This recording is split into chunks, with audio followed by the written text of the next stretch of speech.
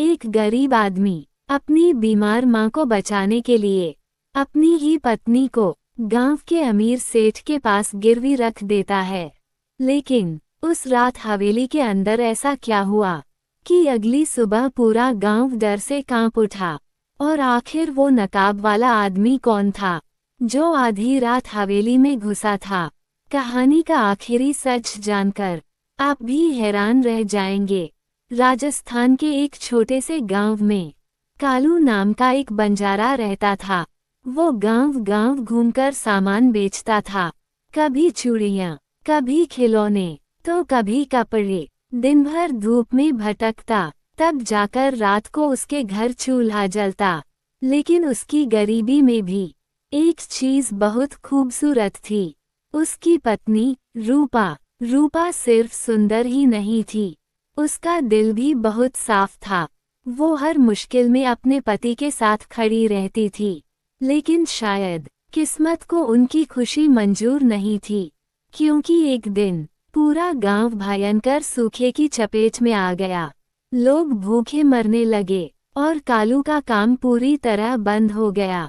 घर का राशन खत्म, बर्तन बिक गए, यहाँ तक कि रूपा के गहने भी बेचने पड़े। लेकिन मुसीबत यहीं खत्म नहीं हुई। एक रात कालू की बूढ़ी माँ अचानक बहुत बीमार पड़ गई। गांव के वैद्य ने नब्ज देखकर कहा, अगर तुरंत इलाज नहीं हुआ तो इन्हें बचाना मुश्किल है। लेकिन इलाज के लिए 500 सोने के सिक्के लगेंगे। 500 सिक्के, ये सुनते ही कालू के पैरों तले जमीन खिसक गई। उसके पास तो खाने तक के पैसे नहीं थे। इतने पैसे वो कहाँ से लाता? तभी गांव वालों ने उसे एक नाम बताया, सेठ हुकुमचंद। पूरा गांव जानता था सेठ के पास बहुत पैसा था, लेकिन उसका दिल पत्थर से भी ज्यादा कठोर था। वो गरीबों की मजबूरी खरीदता था और शायद आज कालू भी उसकी चाल में फंसने वाला था।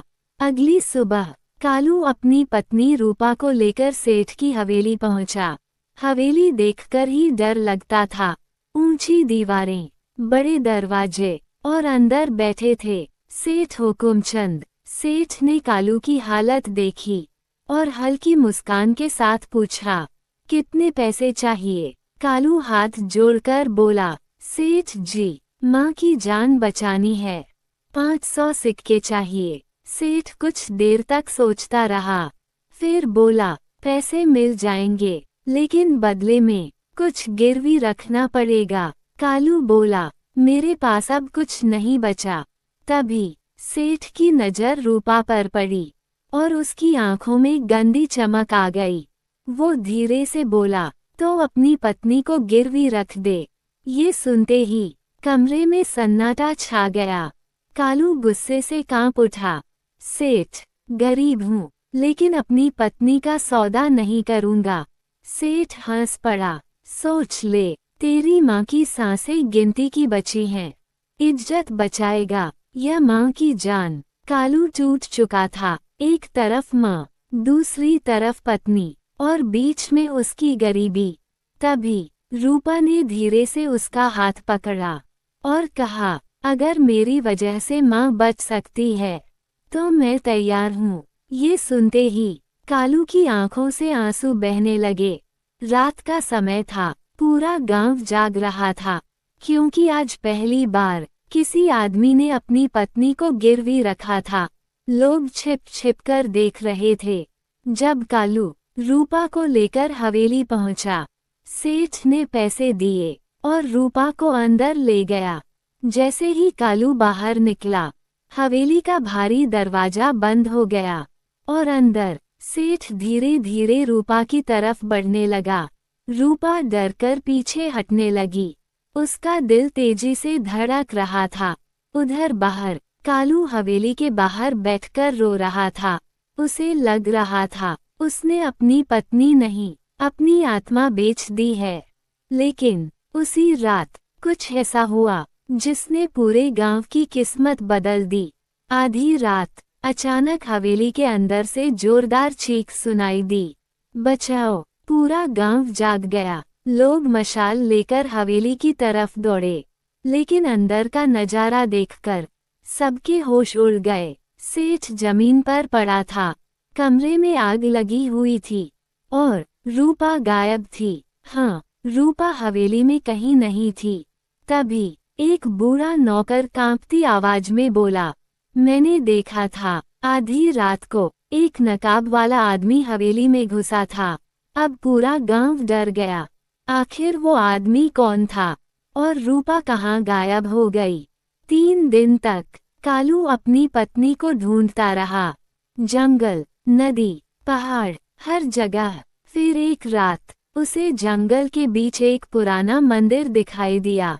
अंदर दिया जल रहा था और वहाँ रूपा बैठी थी, लेकिन उसके चेहरे पर डर नहीं था, बल्कि गुस्सा था। उसने कालू को देखकर कहा, सेठ सिर्फ मुझे नहीं, गांव की कई और औरतों को ऐसे ही फंसाता था।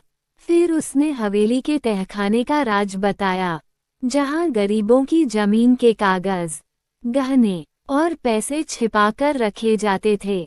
लेकिन सबसे बड़ा सवाल अभी भी बाकी था, आखिर वो नकाब वाला आदमी कौन था? कुछ दिनों बाद गांव में अजीब घटनाएं होने लगीं। जो अमीर लोग गरीबों को सताते थे, रातों रात लुट जाते और सुबह दरवाजे पर लिखा मिलता, गरीब की बद्दुआ मत लो। लोग कहने लगे, कोई देवता आया है। लेकिन असली तूफान अभी बाकी था, क्योंकि सेठ जिंदा था और वो बदला लेने वापस आने वाला था। एक रात सेठ डाकुओं के साथ गांव पर हमला कर देता है। चारों तरफ आग लग जाती है, लोग चीखने लगते हैं। कालू अकेला लड़ रहा था। तभी घोड़ों की आवाज सुनाई देती है और नकाब वाला आदमी अपने साथियों के साथ पहुंच जाता है। भयंकर लड़ाई शुरू हो जाती है। फिर अचानक नकाब नीचे गिरता है और पूरा गांव हैरान रह जाता है, क्योंकि वो कोई और नहीं, सेठ का अपना बेटा था। उसने कहा, मेरे पिता ने जिंदगी भर गरीबों का खून चूसा, अब उनके पाप खत्म होंगे। आखिरकार सेठ पकड़ा गया, उसका धन गरीबों में बांट दिया गया और कालू, जो एक दिन मजबूरी में अपनी पत्नी को गिरवी रखने आया था, आज पूरे गांव की इज्जत बन चुका था। लेकिन कहानी यहीं खत्म नहीं होती, क्योंकि कई साल बाद उसी हवेली से फिर एक औरत की चीख सुनाई दी और लोगों ने कहा, सेठ की आत्मा वापस आ गई।